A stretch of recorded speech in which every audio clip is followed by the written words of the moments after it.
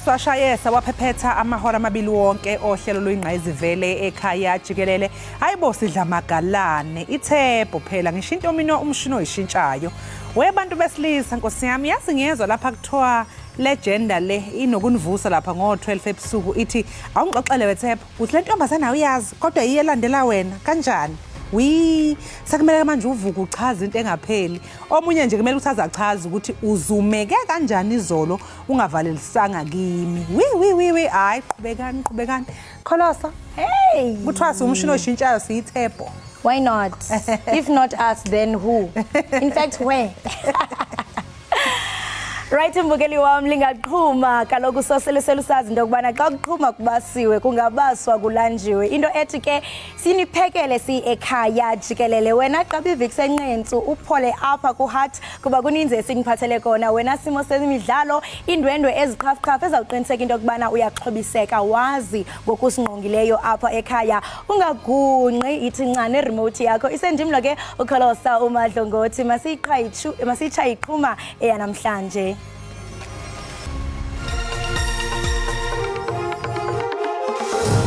Pornographic. It's a legal website. Of children, naked children. It's a nudist website. Owagwetyela ukurhweba ngesonto kunye nomdlwenguli wabantwana Ekhaya unike izigwebo zobomi ezili-12.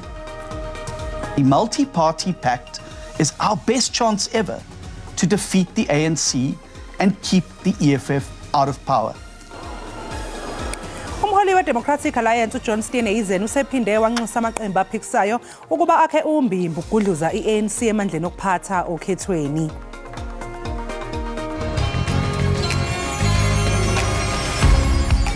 What's happening? Libizwa la ka ke Thato Immaculate ngwanyana wa Mosotho ra o leboha hobane o dutse mona le rona Ekhaya Jikelele go tshwareletse bolo re o tshwaretse dipapadi weather ditaba ntho tsena na kaofela Monday to Friday. Danke os, thank you.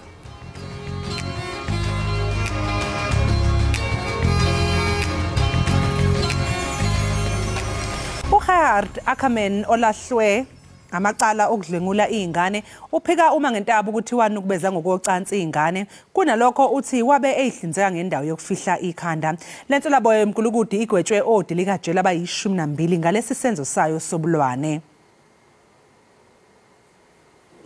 Lomkulukudi ulahlwe amacala ngama-740 afaka phakathi ukudlwengula ukuzama ukubulala ukuqopha nokusabalalisa izingane zenza ucansi kanye nokushushumbisa abantu kanti ke ubethweswe lamacala kanye nowabe yibamba njengejaji uPaul Kennedy owagcina ngokuyibulala. Ekhaya utshele abeyindaba ukuthi uphezulu kweinhlelo zokuphosela inselele lesisigwebo kwazise phela ukholwa ukuthi umsulwa kulokhu asolwa ngakho ijaji libe selivuma ukulalela isicelo sakhe emhlazi ngama-30 kuLwezi nonyaka. I find no substantial and compelling reasons why Kulindeleke kuba umbuso ubize amangqina amatsha ukuza kunika ubungqina kwityala lokubulala uSenzo Meyiwa namhlanje. Amadoda amahlanu asenkundleni ephakamileyo ePitoli ngezityholo zokubulala lomdlali webhola ekhatywayo. uMeyiwa wadutyulwa wabulawa kwikhaya likamama kaKelly Khumalo eFosloras kwimpuma yeRhawuti ngo-Oktoba kanyaka ka-2014. Izolo amapolisa amabini abamba umtyhola wesithathu ngo-2015 abizwe ukuba azokuthi thatha ubungqina ngethuba ephekwa esophulwa ngemibuzo ligqetha elingumangalelwa uCharles Mnisi. Ipolisa uMandla Masondo uxelele inkundla ukuba umpu owafunyanwa kwindlu kaMthobisi Mncube ngonyaka ka-2015 awunxulumananga netyala likaMeyiwa. uMasondo uthi uphanda ityala elahlukileyo elibandakanya uMncube. Uthi bambamba uMncube ekhayeni lakhe eCleveland kweyomdumba ngonyaka ka-2015.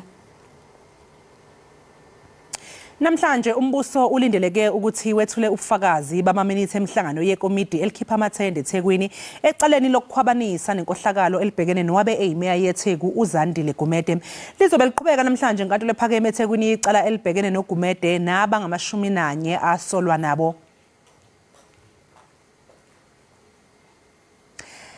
Leli cala liyamene nethenda yeyigidi engama-300 zamarandi yabe ikhishelwe ukuqoqwa kwemfucuza eThekwini. Izolo ijaji uSharmaine Bolton likhwelela dilika kumshushiso wombuso ngokudembesela ukuqula leli cala. Kanti-ke abasolwa ababhekene nezinsolo zokushaya indiva imigudu efanele yokukhishwa kwamathenda ngenhloso yokuyihlomulisa bona nabasondelene nabo. Indoda eyabulala owayesakubanile nekazi lokuqala loMzantsi Afrika uMarika de Klerk unike ingqawule. uLuyanda Mboniswa uza kuphuma entolongweni ngomhla wama-30 kule nyanga imiyo. uMboniswa uchithe iminyaka engama-20 entolongweni ukwafunyanwe enetyala lokuphanga kunye nokuqhekeza indlu ngeenjongo zokubulala. Ngonyaka ka-2001 uMboniswa waqhekeza indlu kaDe Klerk engaselwandle eDolphin Beach eThebliview nalapho wayesebenza njengonogada. Umholi we-Democratic Alliance uJohn Steenhuisen usenxusene ezinye izinhlangano zezombusazwe ukuba zisabele ikhwelo lokugudluza iANC emandleni okuphatha ziphinde futhi zinqindene imizamo ye-EFF yokubusa izwe emva kokhetho likazwelonke lwangonyaka ozayo. The multi-party pact is our best chance ever to defeat the ANC and keep the EFF out of power. It is a chance that we dare not miss.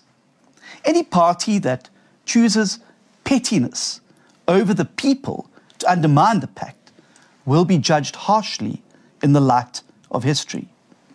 Now is the time for us all to stand together and to rise to the occasion like never before.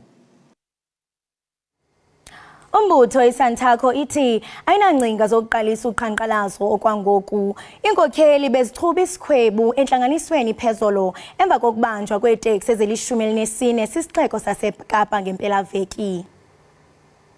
At this moment, I don't think so.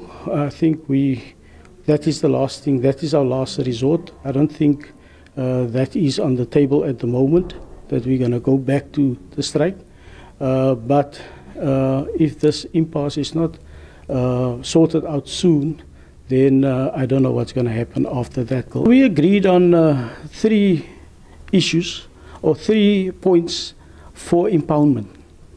The agreement stipulates that you can only be impounded for unroadworthy vehicle, for operating without an operating license, and the third one was for the driver not having a license and a PDP. Osomashishini abasakhasayo baseMlazi naseThekwini basanxunguphele kulandela ukusweleka kukasomashishini owaziwayo ongumnikazi wendawo yokuphumla ebizwa ngokuba yiYadini uJabulani Zama owaziwa ngelika MJ. Osomabhizinisi abancane eMlazi bancoma iqhaza elibanjwe nguJabulani MJ Zama ngegalelo abenalo ekuvuleni amathuba emisebenzi. Into kakhulu emoyeni ukuhamba kwakhe busihlukumezekile. Yabona amagojulo handicap kwama Easter kuyini besipakisa imoto la ngo200 per car. You understand? Khona nje isikhathi singango for 2 years engake ngaphila ngaye nje mina. Umhleli wemicimbi uSandile Makhoba osebenze noZama ngaphezulu kweminyaka e10 uthi uZama bebambe iqhaza elikhulu ekuthuthukiseni amaciko endimeni kaQedisizungu. Bebizingane zendawo aqashe zona, then bese kuthi every Tuesday akhipha amathambo ekseni for omama bendawo, because wathi akathanda ukunukelwa inyama yedwa, anukisela umakhelwane ngenyama bese egcinena kanti abantu nobhontshisi. Umndeni wakwaZama uthi umJ njengoba ebebizwa kanjalo ubebuye abe usizo emphakathini. Indlela beyiyona kakhulukazi kumina ubengikhulisa kakhulu, ube umuntu ohlaze nami ngiyayisebenza, ubehlaze engiphusha ukuthi enza kanje wenze kanje. Umndeni uthi eYadini kuzovulwa ngemuva komncwabo.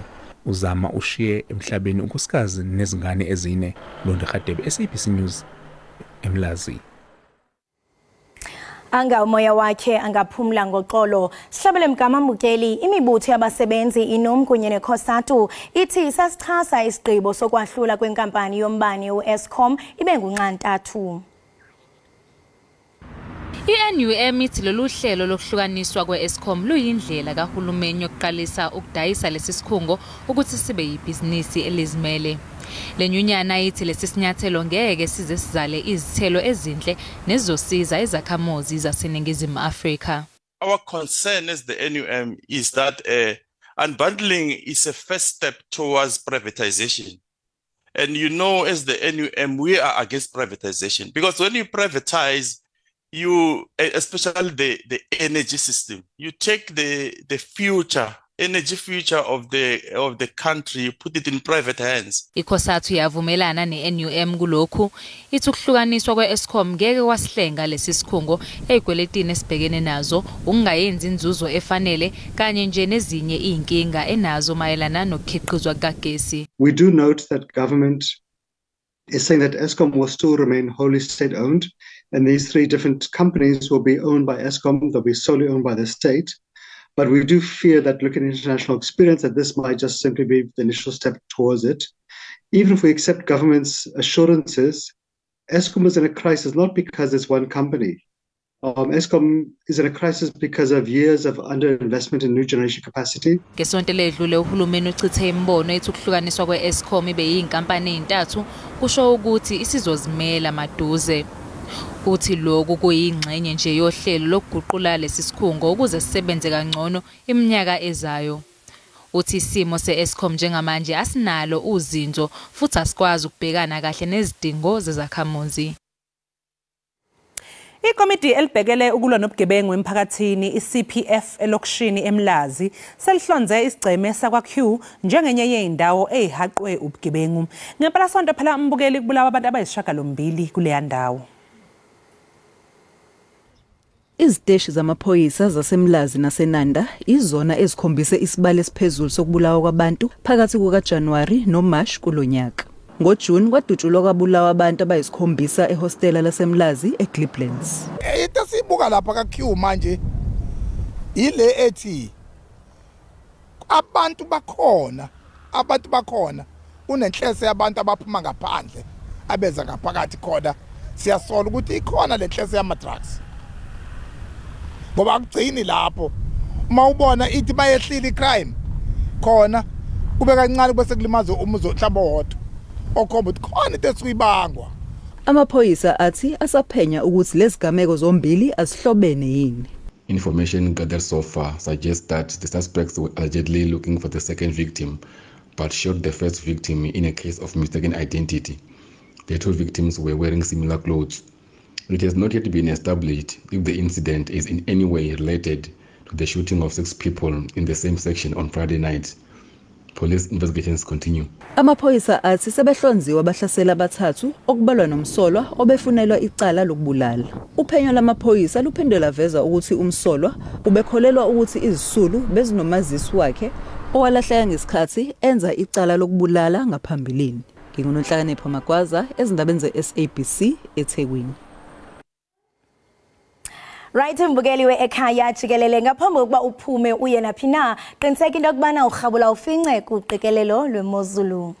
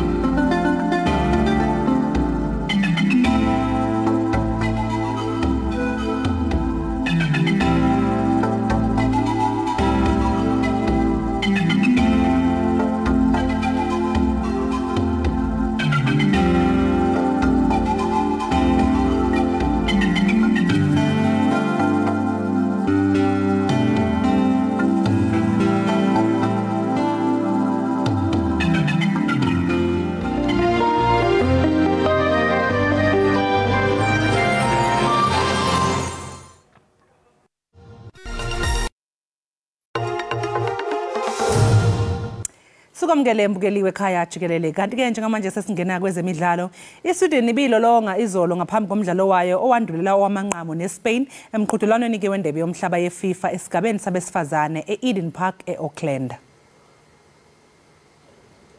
Kulamaqembu amane asesele kulomqhudelwano, iSweden iyona nomlando omuhle emva kokufinyelela emidlalweni emini eyandulele owamanqamu. Abadlali abaningi abakuleli iqembu babe yingcenye yeqembu elafinyelela emidlalweni owandulelwe wamanqamu unyakanye womqhudelwano wama-Euro e-England. Kusenjalo, umqeqeshi weSpain uthi iqembu lakhe ngaba likho kulesigaba salomqhudelwano ukuba abaphathi bebhola eSpain abamsekanga ngesikhathi kuqubuka uthuthuva eqenjini.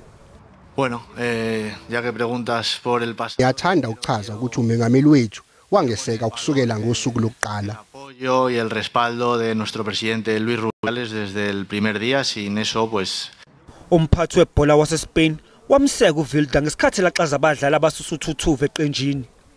iSweden kodwa ayibanga nasigameko endleleni yayo ukuthi ifinyelele kulesigaba salomqhudelwano. We don't really know what's going to happen because sometimes it's this high pressing that both Spain and we want to have, and if you succeeded in that part of the game, it transitions. It's going to be, and I think that's Spain's best side. They're good in keeping the ball. They're good in taking the ball from their own half to the penalty box. iAustralia izobhekana nompetha base-Europe England ngolesithathu komunye umdlalo owandulelo wamanqamu. Owabe engumdlali eqenjini iTitans uDeval Brevis ufakiwe kuwo omabili amaqembu eProteas T20 International kanye ne-One Day International emidlalweni ewuchungechunge ezayo lapho phela bezobe bebhekene khona neAustralia. Start with Deval. Yeah, for us for now he's going to be in the middle order.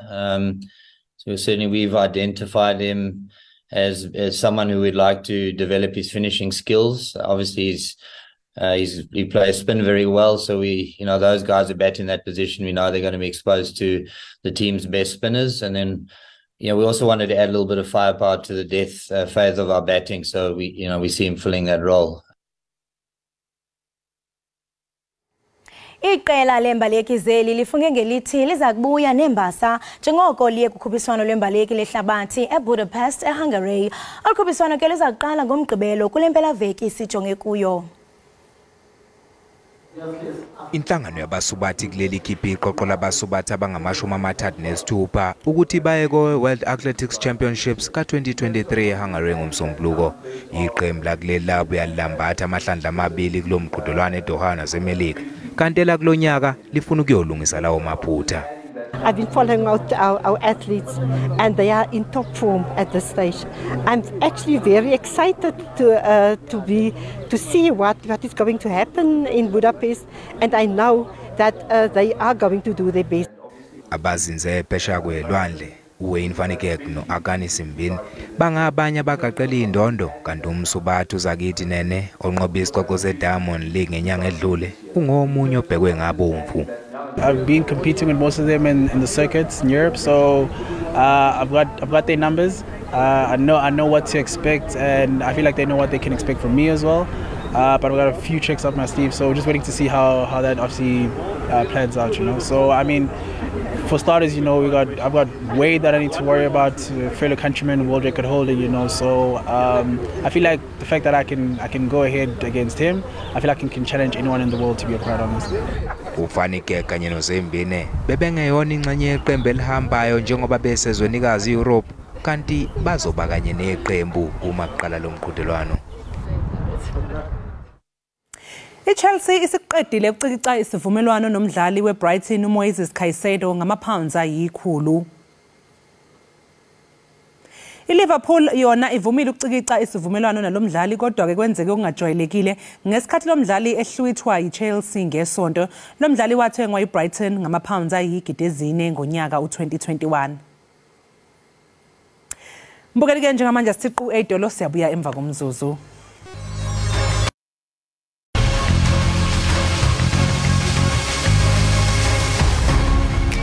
Siphinde sikamukele mbukeli ekhaya Jikelele usahlezi nami unoxolo intokazi yasemantshalini yalapha ya kwaMwali. Ngisahlezi nayo uMadlongothi intombi eqhafuqhafu right bright. Eyaphi? Ay agazi. Uyabona Nokanyezi. Ndingwaphi? Hayi ungibambile. Mbukela ngithi phela uyakhumbula ke qala uhlelo ngo6 ukuthi ngikutshelile ukuthi ayeza ama trends. Phela ngiyazi ke ukuthi ke siwabheke ngabomvu. Phela ke le ngosi iyona ke ekuthinta kwamancane ngoba uyafuna ukwazi ukuthi bathini abantu. Sixoxa ngama trends amabili ke kholosa #LockHimUp kanjalo ke no #banomunye #meyiwa ukhona naye make sijonge mbukeli into kubana zeziphi eziphala phambili kumakhasi onxibelelwano. Kwenzeka ntoni pha ku Lock Him Up? Ake namhlanje sitrenda ngodaba lophesheya kwezilwandle njengoba phela uprosecutor ethi kumele kukhishwe incwadi egunyaza ukuboshwa kwalowo owayengumengameli waseMelika uDonald Trump kanye nabanye asolwa nabo abayishumi. Phela khona wasanawe mbukeli uTrump wakwabekwa icala lokuthi waguqula imiphumela yokhetho eminyakeni eyedlule. So ke hayi kuthiwa impela no kufuneka ukuthi ayithole eselapha ya eshushiswa ngokusho kwekamshushisi. Ake sibheke ukuthi abantu bathini lapha yana ke ku x.com. Ufik uthi lock him up. In fact uyabuza as Biden blows up America in real time. Itweet elandelayo iphuma ku Beth Rockefeller uthi yena I really don't think so. Two set of rules for the wealthy. Yabona usho yona lento ukuthi hayi angiboni mina kanjalo phela uyazi ukuthi imithetho ayifani kwabahlwempu kanje kanjalo nabacebile. uAliket yena uthini Makholi? uAliket uthi thank you Fanny Wills, Shamos, Ruby Freeman, the entire Fulton Country DA's office, clerk of the court's office and everyone who made this possible. #LockHimUp. Ndiyabona into kubana uAliket uyayivuyela uthi ubulela bonke abantu abathe bayinxalenye ekufikeleleni kwesisigqibo. Kanti ke uphefumulile no David MCC_photography uthi Donald Trump just keeps on winning. What a great guy. Uwina kanjani ke mabethi ngophela bakuthiwa ka ejele uthi lo he just keeps on winning. What a great guy. Shuthi nje uyayithandela shame Donald Trump. Sihlabele mgama mbukeli sijonge enye itrend yesibini pha ku x.com ba ithini na siyafumanisa into kubana #meyiwa uyatrenda kwakhona kusoloko kubaswa kwelacala likaMayiwa. Umbuso ke kulindeleke kuba ubize amangqina amatsha xa kuqhubeka ityala lokubulala uSenzo Meyiwa kwinkundla ephakamileyo ePitoli namhlanje. Mbukeli ke wena nawe mamtshali amadoda amahlanu asematyaleni okubulala lomdlali webhola ekhatywayo. Uyaqonda ukhumbule kaloku mbukeli into kubana wathi wadutyulwa wabulawa kwikhaya likaKelly Khumalo eFosloras kwimpuma yeGauteng ngoOctober kanyaka ka2014. Ngomvulo ke amapolisa amabini abamba omnye wabatyholwa ngonyaka ka2015 athe abizwa ukuba anike ubungqina. Ngethuba ke ephekwa ngemibuzo uMandla Masondo olipolisa uthe umpu owafunyanwa kwindlu kaMthobisi Mncube ngo2014 awunxulumananga netyala likaMeyiwa. Kanti ke abantu bethu ke baye baphefumla kumakhasi ka x.com asive ke babaphefumle besithini na uthini uNcweti? uNcweti uthi well I think from his position useshoke ijudge the officer is not a ballistics expert, so in this instance as the state I would have raised an objection to the officer having to answer that question, but Baloyi did not. I could be wrong. Hayi uNcweti uthi kuba yena ube ummeli ukube bengiummeli mina bengizothi yabo. Ithini enye itweet elandelayo Warren Musa uthi it seems like police just went with a plan to get people with known criminal history and hoped the public will easily accept that these people are used to doing crime in Kabis, so they likely are Senzo's killers. These accused rights were violated, they were framed. Uyathi into kubana amapolisa nje ingathi aqhubeka nenhlelo ukufumanisa ukubana ababantu with people with known criminal history hoped the public will easily accept. Uyathi into kubana amapolisa nje ingathi ayinethemba into kubana umphakathi ebeza umqela into kubana ababantu benza ubundlobongela. So uyathi into kubana kuyahaneleka kuba ingahle mhlawumbi ngabo ababulalo uSenzo. Umphoza yona uthi if watched the Senzo Meyiwa documentary, they say the ballistic report match the Phosphorus incident. So let's wait for ballistic expert to give evidence, but clearly it matches the Phosphorus incident. Hey, abantu bonke ngempela bahlezi bacijisa indlebe phela abanye uyaziwe kholosa bayayibuza nje bacijisa indlebe ukuza ukuthi engabe uzogcina efikile yini uKheli Khumalo ukuthi azokwethula ubufakazi ngalolu daba. Ithuthi i-ex yokugcina ithini? I-ex yokugcina so ibizi X kaloku x.com X yokugqibela iphendulwa kaloku nguye uThabiso Sithole uyathi into kubana biggest mistake these officers did upon arresting accused 3 was to go as far as to searching his room without any search warrant. They should have arrested him as soon as they spotted him along the road. Now it seems officers brought the firearm into his house. Luluvo ke lo muntu opha ku X yathi into kubana yona mpazamo enkulu abayenzileyo ukuba babophe uaccused 3. Hayi ke mbukelisi wa bopha lapho ke ama tweets ethu noma ama X8 aphuma lapha ku x.com besixoxisana kanye nawe beku #lockhimup kanjalo ke no #Meyiwa baphefumulile ke abantu ke kanti ke sesifike egcineni kwama trends ethu anamhlanje mbukeli kodwa ke njengamanje soke sithi ko show moya kancane ngapha ngaseyitolo emva komsuzwana nje soke sesibuyile futhi hlala phansi nethezeke ungalingi uthintele u remote.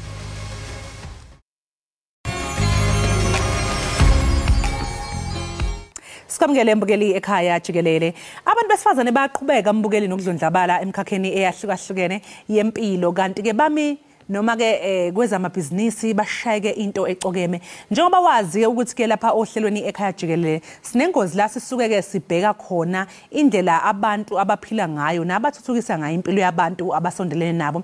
Namhlanje ke lapha ohlelweni sinoNokhanya wakwaNgubo odabuka lexobo yena ukukhulisa inkomo mbukele ezimhlophe ezibizwa ngamaBrahman kanti ugabe ngolwazi olunzulu lokunakekelwa kwemfuyo. Brahman lady asikubingelele. Sanibona njani sisaqala? Ngiyaphila sisithembe nawe ukuthi uyaphila. Hey Brahman lady awungitshela ngaleli igama. Okay, igama lami nguBrahman lady ngoba ngifema ngiphuma lapha emabangeni aphakeme e-University of Zululand ngasebenzela amabhunu abefuye amaBrahman amhlophe bekuthiwa amastati amaBrahman ngafunda okuningi ke kuthatha imfila kwenziwa DNA ziregister inkomo zidayisa 100,000 ngagcina ngayibona lento ngiyithanda ke nami ukuthi hey kanti iBrahman linemali engaka neBrahman ngisiqisa lo ke sengibuka ama characteristics alo ukubekezela kwalo ukuba nothando imali vele iBrahman ayi ngase ngiyalithanda iBrahman ngase ngathi ayi sengazi kakhulu amaBrahman angivele ngibe uBrahman lady. Yey manje awungitshela weKhanyo ngoba iningi labantu besifazane nje lisaba kangaka imfuyo alisondeli kwakusondela nje enkomeni wena yini into yakwenza ke ekusondeza ezilwaneni sengiyakubona ukuthi wabona iBrahman libiza imali wathi hey ngiyangena la kodwa nje ke ezilwaneni in general ngoba phela abantu abaningi besifazane bayesaba. Ngingasho ukuthi indlela engikhuliswe ngayo ngikhulisa ugogo kulezi zinto zaka agriculture etshala efuye izinkukhu kunanembuzi ebezikhona zingane so lokho ngasho ukuthi okunye kwangenza ukuthi ngigcine sengena kulomkhakha wemfuyo nanokuthi ngoba ngikhulile namhlanje ngondliwa ugogo ukudla engikutholile ukudla okuqhamuka emhlabathini bese siye nanembuzi bese nenkomo isikhathi sisenga so yikho lokho wazona kungenza ukuthi ke ngithanda ifarming ngangokuthi ngisho ngesikoleni ngangithi uma ngihamba endleleni ngingahlangana nenkomo ngiyifuke ngize ngidwebe ilento nje ikumina. Ngathi mase ngisengiqala ngisebenza kwimfuyo ezingeke ngikwazi ukuthi mayisencane ngiyele ngiyibrasha zibe ndala ukuthi inkunzi isindala kodwa sengikwazi ukuyibrasha. Hey ngiyabona lapha kuma kuyivideo lesibukayo sinababukeli ngiyabona amaBrahman amaningi kangaka manje nje awungixoxele unamaBrahman amangakanani? Hayi maningi kakhulu amaBrahman lawa more than 500 amaBrahman. Hayi cha uyasebenza noKhanya. More than 500 yes. Hayi cha uyasebenza ntokazi siyezwa ke ukuthi ke phela yize noma kufundi animal science kodwa kuthiwa hayi ivorce awulishayi nomhlolo. Yes njengamanje sesine abattoir as well as i-butcher so siyadubula lapha esilaheni ihlala inyama lapha kumathila bese ihamba iyo processor lapha phezulu bese sikhiqiza ke i-boerewors la ngempela i-quality inkunzi malanga. Hawu so ufika ukhulise amaBrahman uphinde futhi ezinye inkomo futhi uphinde ube nento esasilaha kanje ngoba phela nenyama kuthi uyayidayisa. yebo nenyama ngiyayidayisa angithi phela inkomo osinye isikhathi uma uyifuyile umfuyi kunezinye thina ka breeding uma uyisebenzisa ukuthi zikuzalela so lezo nkomo lezo ezikanjalo sibe sesiyithatha ke sibeke eceleni sikhulise siyifuye siyifise Izinto lezo stage ukuthi sesingalungela ukuthi ube lapha emadeleni. Manje ngiyabona nokukhanya kumnandi it's all good and well manje mase sixoxa sesibona ke ukuphumelela kwakho namaBrahman wakho kodwa nje ukusitshele mhlambe ngeyingqinamba othe wahlangana nazo kulomkhakha ukudayiswa kwenyama kanye nje nokuba namaplazi kakhulumazi njengomuntu wesifazane mina ngiyazi ukuthi hey i-challenge ngebusiness lokudla nje nenyama i-risk enkulu kakhulu ye-spoilage noma ukumosheka kokudla noma ukumosheka kwenyama uyithola usuhlezi nestock mhlawumbe uma usaqala eqaleni uthola ukuthi abantu abakazi ngebusiness lakho kugcine sekubola inyama sekubola nezinto wena iziphi ingqinamba othe wabhekana nazo ikakhulukazi ngesikhathi usaqala into esibhekana nayo njengamanje siyabona la eSouth Africa sinenkinga ye-load shedding so thina baba business ngibala ngisho abeyinkukhu sigcina siba neloss ngoba neyinkukhu ifuna ugesi so sokuthola ukuthi sithenge lama generator lawa amakhulu lama generator adla diesel so igcina production affecteka ngoba phela wena ususebenzela diesel njengamanje angithi awukwazi ukunikeza icustomer inyama ebolile Mina kinga nje esibhekene naye ngifuna ukuthi uhulumeni angenelele ayilungise nanamaplazi ke njengamanje into engibhekana nazo kunabantu abafuna ukuthi ngibatraine abantu abafuna ukuthi ngibasize manje angikwazi ukubasiza kunamaplazi njengamanje le South Africa ahlele angasebenzi njengamanje amanye asezamila ngisho amahlathi awasebenzi kodwa angaphansi kwahulumeni uhulumeni ngifuna angenelele athathe lamaplazi awanike intsha athathe lamaplaza akhande indawo zokuqeqesha intsha into ephuma ema-university ikwazi ukuyimela ngoba njengamanje umsebenzi awukho le South Africa. Uma usakhuluma ngeplazi kanye namaplazi akhona kahulumeni kodwa angasebenzi ngiyazi ukuthi wena uneplazi lakho lapha hey udeda ngendlale wendawo laphana eDanda ukusixoxele ngayo. Ya lamaplazi lawa seDandi nami angiwathole kanzima ngisiza umphakathi waseDandi ubona ngendlela engisebenza ngawo base bayasho ukuthi Brahman lady ngoba uyawuthanda lo msebenzi wakho thatha na amaplazi wasebenzisa so lamaplazi lawo njengamanje ngisafuna nohulumeni angilekelele ngithola uxhaso ngoba ngifuna ukuthi la amaplazi aseDandi kube i-training center engizokwazi ukuqeqesha kakhulukazi abantu besifazane ngoba manje abanye abantu besifazane bacindezeleka abanye bagcina sebedayisa ngemizimba ukuze bekwazi ukuyiphilisa ngifuna la amaplazi aseDandi ukuthi ngikwazi ukubaqeqesha kube yilapha abathola khona ulwazi bese beyaphuma ngaphandle behambe bayozimela. Manje wena okukhanya uqashe nje abantu abangaki eplazini lakho futhi usuneminyaka emingaki ulenza sengibuziswa ukuthi ngoba sengiyacabanga mangabe uthi uma ngabe kungathiwa kutholakala lamaplaza angasebenzi avuleleke ukwazi ukuba ne-training center ukuthi kungavuleleka amathuba amangakanani kubantu besifazane kakhulukazi njengamanje abanye ngibaqeqeshayo ngine-office engalivule empangeni elapho engiqeqesha khona abafuyi umfuyi ngihlale naye phansi uma ufuna ukuqala le bhizinisi ebese ngiyameluleka labantu laba enginabo sebe-modern shift Yebo ngamanye ama-students ajole ukufika ngama-weekend bezobuka umsebenzi wami engiwenza asebe-modern 20 ithi beqeqeshekile asebenolwazi abanye sebefuna ngisho ukusebenza manje angikwazi ukubasiza njengamanje kusakuningi engisafuna oba ngisho ukuthi lwa 800 wama-hectares aseDandi kungenzeka into eyinkulu kabi singakhanda ifeedlot singakhanda ibhusha naphakathi sikhande isilahle kucabe sikhiqize ifeed ezabantu besifazane. Manje nokukhanya uma ngabe mhlawumbe kukhona umbukelo sekhaya ofisa naye ukungena lapha noma alokhu ekulandelela ke mhlawumbe uyogcina lifezekile lelo phupho lakho lokuthola lawo maplaza uvula i-training center bangakuthola apha abantu bangaxhumana nguphi abantu ukuze bakwazi nokubuza nemibuzo.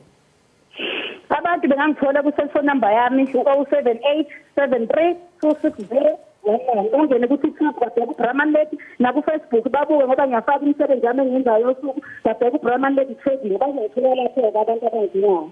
Ngisacela ungiphindele inombolo yakho okugcina sisinokukhanya 078 73 yes 260 19. Hawu sibonga kakhulu ke sisi unokukhanya Ngubo ngesikhathi sakho sikufisele nje konke okuhle engathi kungakhanya konke bakithi ngoba ngiyazi ukuthi mangakhanya konke uzosifeza lesi sifiso sakho sokuthi ke uvule i-training center ukwazi ukuthi usize nabanye abantu besifazana ukuthi nabo basukume bakwazi ukuyimela nje ube nosuku oluhle.